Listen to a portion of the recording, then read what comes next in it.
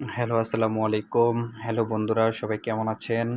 আজকে আমি আপনাদেরকে এক ঐতিহাসিক মসজিদ সম্পর্কে অর্থাৎ লালবাগ কেল্লার এক ঐতিহাসিক নিদর্শন, মুঘল আমলের তৈরি ৪০০ বছরের এক মসজিদ সম্পর্কে কিছু ইনফরমেশন তুলে ধরব। লালবাগ কেল্লার এই মসজিদটি মুঘল সম্রাট আওরঙ্গজেবের ৩য় পুত্র শাহজাদা মুহাম্মদ আজম ১৬৭৮ থেকে ১৬৭৯ খ্রিস্টাব্দে এই কেল্লা নির্মাণের সময় মসজিদটি তৈরি করেন। এই মসজিদটি এটি একটি ৩ গম্বুজ বিশিষ্ট মুঘল স্থাপত্যের মসজিদ।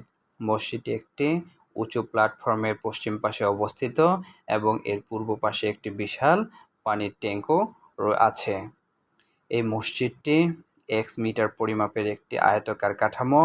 এর ৪ কোণে ৪টি অষ্টভুজাকৃতির টাওয়ার বা মিনার রয়েছে, যা প্যারাপেট দেওয়ালের উপর উঠে গেছে।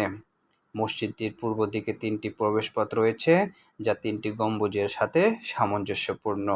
প্রতিটি প্রবেশপথ খাঁজ কাটা খিলান ব্যবহার করা হয়েছে। ভিতরের ৩টি মেহরাব রয়েছে, যা চমৎকার স্টাকো কাজ দ্বারা সজ্জিত।